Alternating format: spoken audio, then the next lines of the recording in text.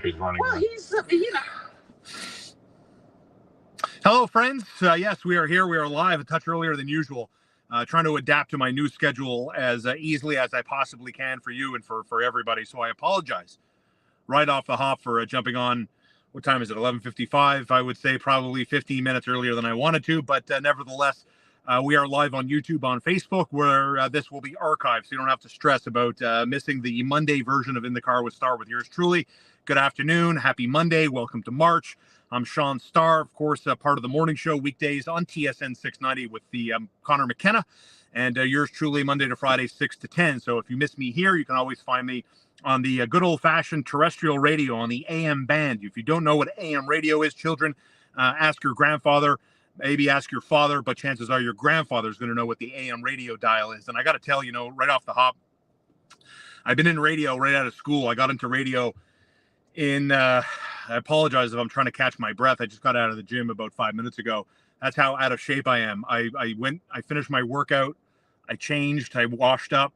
I got to my car, I positioned myself, got the broadcast going, and I'm still trying to catch my breath. Either I'm terribly out of shape or my workout was kick-ass great.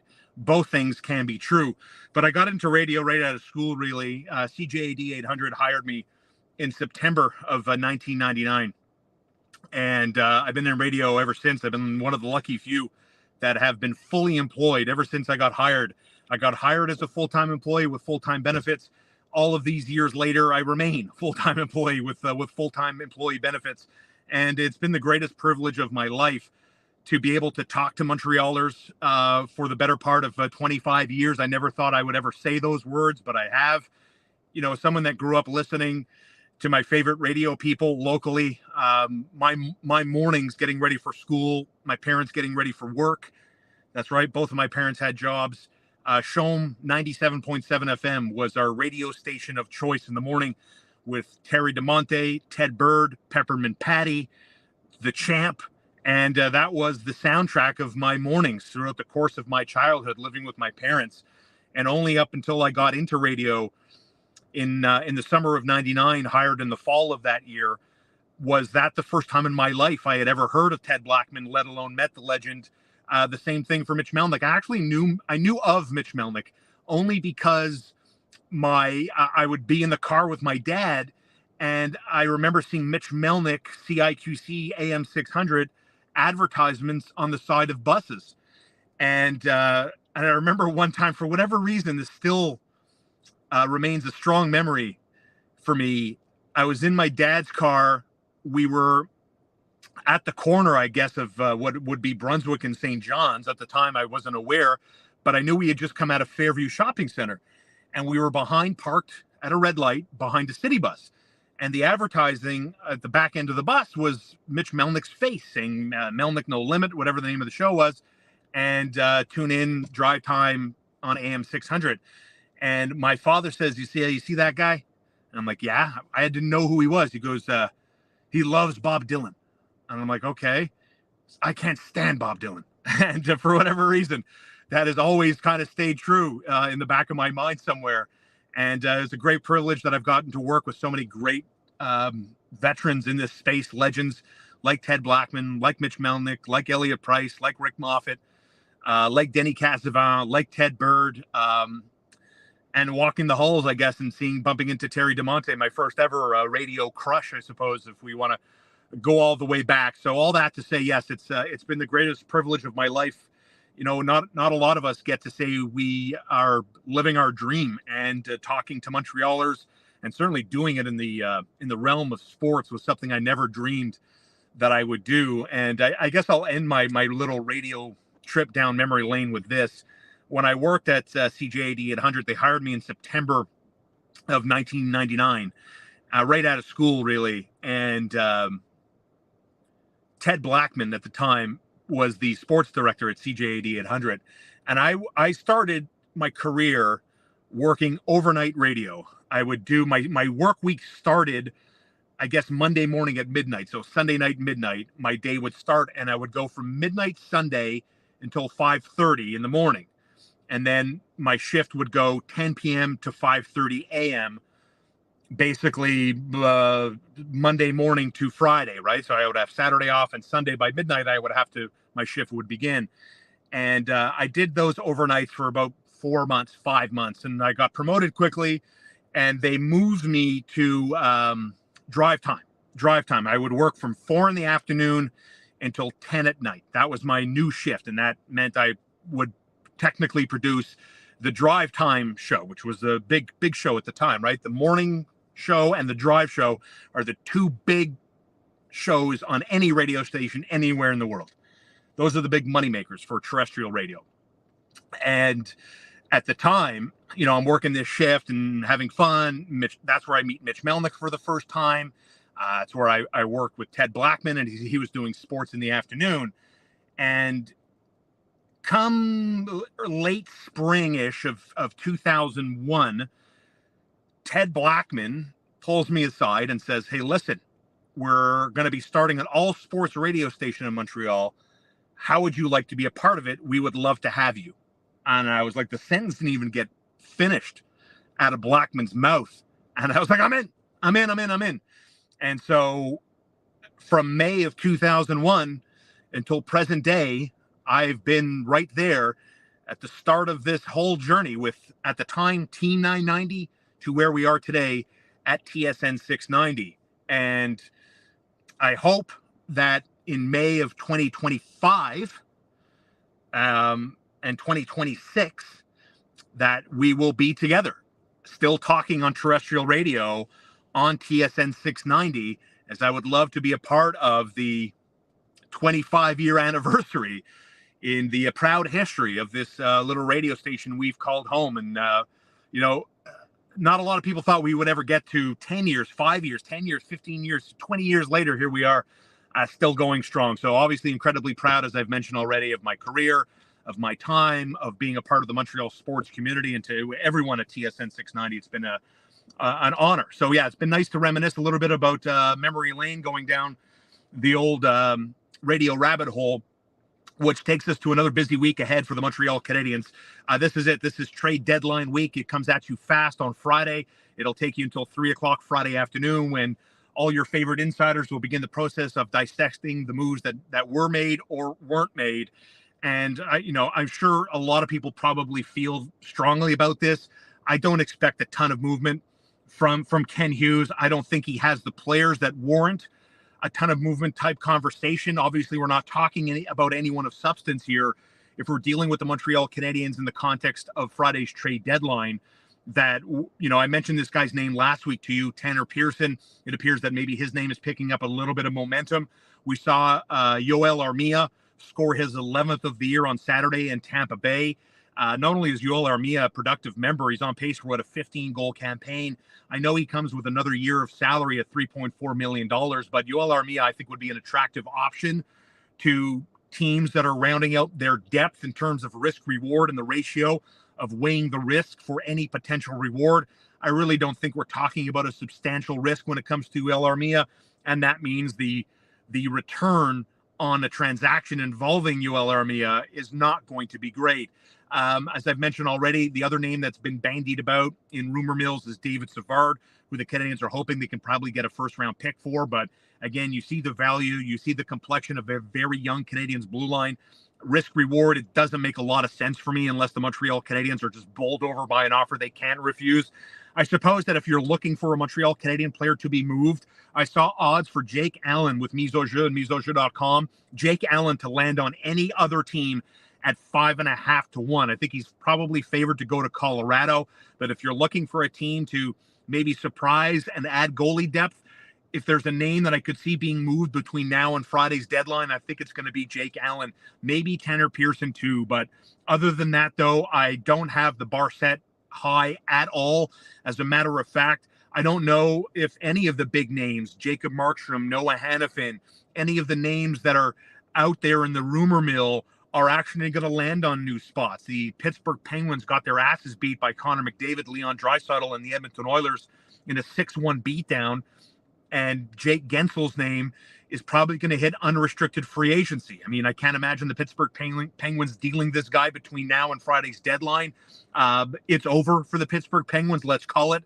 They're a full 10 spots out of the second wild card. They're not catching Detroit.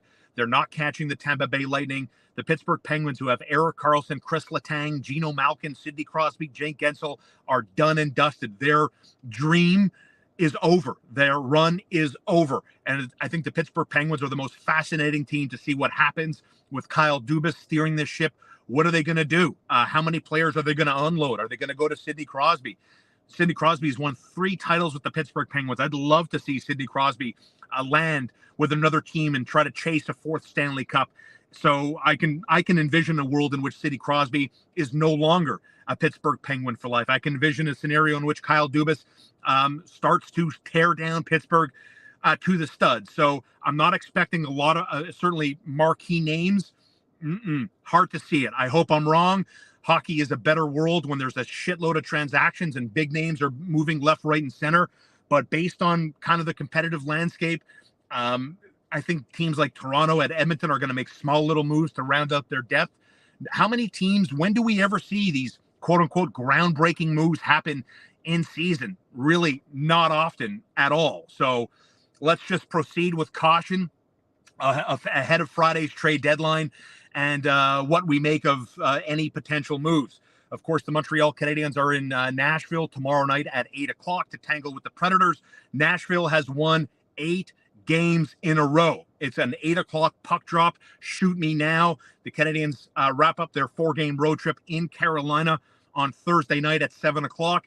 And then as soon as they're done with Carolina, Montreal heads home right away. They're not sleeping in Carolina. They're coming home, and then they're going to be in their beds. If any player needs to move, get their stuff ready, pack their families up, and move on to their next NHL city, at least the Canadiens are doing a solid by any player there. And so the Canadiens are back home Saturday night as they welcome in visiting Toronto and the Maple Leafs. So 3-game week, the traditional Tuesday, Thursday, Saturday game.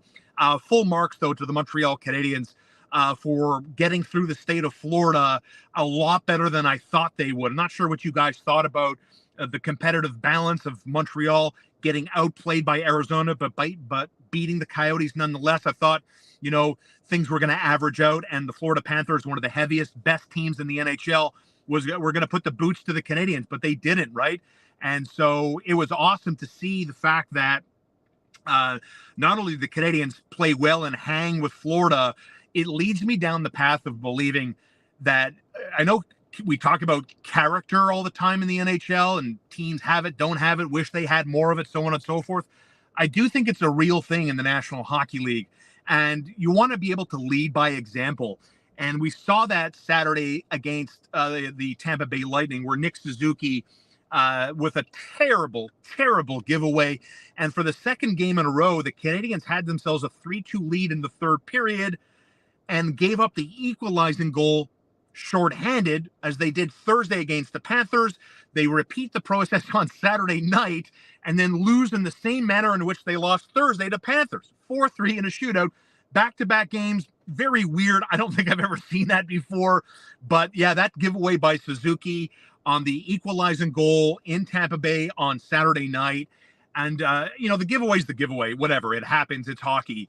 But how about Suzuki's reaction? How angry was Suzuki after he got caught on the giveaway and then obviously the game-winning goal that beat Caden Primo, who, by the way, I do not fault. Goalies give up goals on a breakaway on the regular. I can't expect to hold the goaltender's feet to the fire. Like, I really did see criticism of Caden Cooley in the aftermath of Saturday's game. A couple of things. Obviously, I touched on one of them, and that's the Caden Cooley, the Caden Primo, factor in that game. Nick Suzuki getting angry in that game, which I loved. But Caden Primo showed me this guy is now an NHL goaltender. I think he's moved beyond I think I can play to where now he believes he can hang in the National Hockey League. So I think we nailed it a few weeks ago. Yes, it was that long ago when I brought up the fact that I didn't want to see Jake Allen in goal again this year for the Montreal Canadiens. I said that weeks ago. I think it holds a lot more water today after watching Caden Primo on Saturday establish himself as an NHL caliber goaltender. And the same thing, I don't know if Sam Montembeault's just holding the water bottle until Jacob Fowler gets here. Jacob Fowler had an unbelievable NCAA season in Boston, picked up 25 wins. Guys on the Spit and Chicklets podcast, it's okay. It's only the biggest hockey podcast on planet Earth.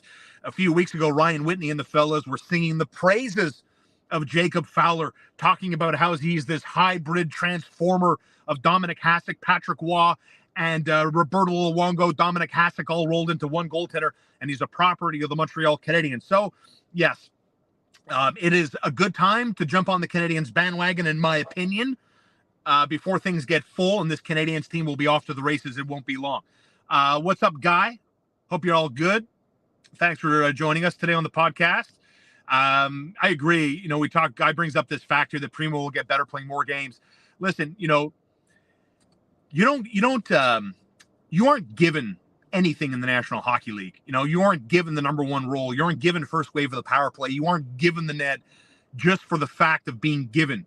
You earn those starts. You earn those assignments. You earn those rewards on the first wave of the power play. And Cayden Primo has been an unbelievably excellent soldier. You haven't heard any drama. You haven't heard any bullshit from the player or from the player's camp through various sources. Unnamed sources say this player is unhappy with his role.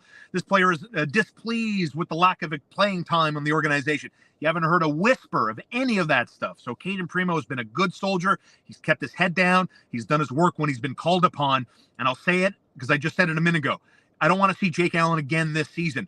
Any start that Sam Montembeault doesn't get, I want to see Cayden Primo. So I want to see Sam Montembeault in goal tomorrow night at Nashville. And let's put Primo back in net on Thursday at Carolina. Sam Montembeault gets the Saturday night against the Toronto Maple Leafs done and dusted. No offense, Jake Allen, but I hope by the time Saturday rolls around, Jake Allen is playing for another team. By the way, you're getting a 5.5 to 1 odds if Jake Allen moves to any other team. Rick Springhetti, thanks for joining us today. How good is Sasha Barkov? Huberdeau played with him, was a superstar. Now he's struggling. Sam Reinhart was a good player all his career and now is a superstar. That's a great point, Rick Springhetti. Sam Reinhart is having the mother of all contract years. And yes, Sasha Barkov, who every year gets the distinction of being the most underrated player in the NHL. How you can repeatedly win that award and yet still be underrated is a mystery to me. But nevertheless, when I look at the fact that who was it? Was it Paul Maurice recently compared Nick Suzuki to a little bit of Sasha Barkov? From your lips to God's ears, my friend. Nice to see Josh Anderson score a goal on Saturday. I thought he looked engaged. I thought his line was borderline productive and dangerous for most of the night. If Josh Anderson can't score goals, which he does not do, then how can he be an asset to this organization? By being physical, by playing better defense. Anderson has talked about focusing on the defense, and obviously he does bring that physical dynamic. So it's nice to see the kid get a goal. And, you know, we're all for not making mistakes, the same ones again and again and again.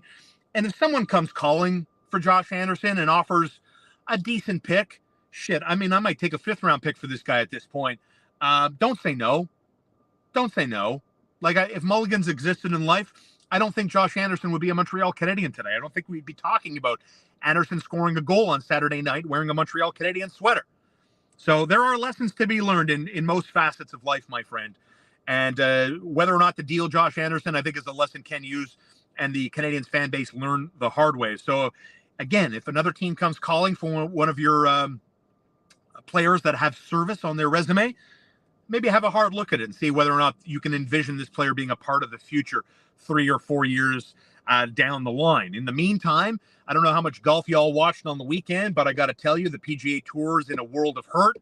It's back-to-back weeks of, depth players we may talk about a few years from now, winning majors or dominating PGA Tour storylines. But Eckroat, Jake Knapp, winning back-to-back events at Vedanta and then winning last week. Yeah, I don't know. I don't know how much that is essentially going to move the needle for PGA Tour fanboys like yours truly. I found it easy to go watch something else on the weekend for sure. And I didn't watch, and I watched some live golf, which featured the return of Anthony Kim to the professional golf circuit for the first time in about 12 years. Rounds of 76, 76, 74 for Anthony Kim. DFL, dead last for Anthony Kim in the 54-man live circuit. And it Man, he looks different. He looks different. I don't know what's up with this guy's nose, but it reminds me, if you watch Gold Rush, one of the best shows on Discovery, one of the main characters made a return after missing a full season. Rick Ness is back. Anthony Kim's nose looks a lot like Rick Ness's, and I don't know how many ways you can end up with a nose like that, but if you know anything about how Rick Ness got his, I don't know. All allegations, just an observation. I'm not so sure, but I'm happy for Anthony Kim. This guy was a needle mover back in the day when he played on tour 12 years ago. I think I'm always in favor of great players making comebacks. I'm all about the storylines. Anthony Kim is a storyline, but the PGA Tour is in a world of hurt. Joaquin Niemann wins again, and the PGA Tour is struggling for notoriety. Rory McIlroy was in the mix for a second on Saturday, but you didn't see him on Sunday. You didn't see him when the PGA Tour wrapped up from the Palm Beaches this morning after a rain-delayed Sunday. So, yeah, they're missing the home run hitters. They're missing the who's who. Augusta and the first major of the professional golf season cannot get here fast enough, but it seems more and more that the PGA Tour is losing that war to Live Golf with John Rahm over there, and I'm guessing more guys that perhaps win majors for the first time might take the bag and head over to Live Golf, as the PGA Tour is turning into a little bit of a feeder league for Live Golf. So it should be a fascinating little stretch here. I'm ready for the infighting to be over. And as always, a big thanks to Johan Benson, who joined us from the driving range at PGA National on Thursday last week. Rick Springhetti, what's up, brother? Any thoughts on March Madness? Polling for Indiana State and my new favorite player, Robbie Avila. Love so I saw this guy, Rick's bringing up Robbie Avila. And so here's a quick little thing. I saw Robbie Avila online on Twitter last week, and I'm going to tell you honestly what I thought.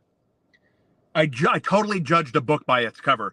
I thought this Robbie Avila guy was that George Santos, that disgraced congressman from New York, right?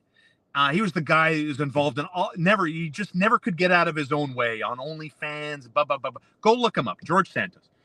And he got the glasses, a little pudgy, round face, so on and so forth.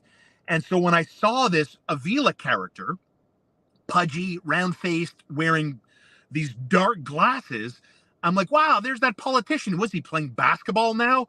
Guy's an extra large body wearing a medium-sized shirt, I'm like, look at this guy.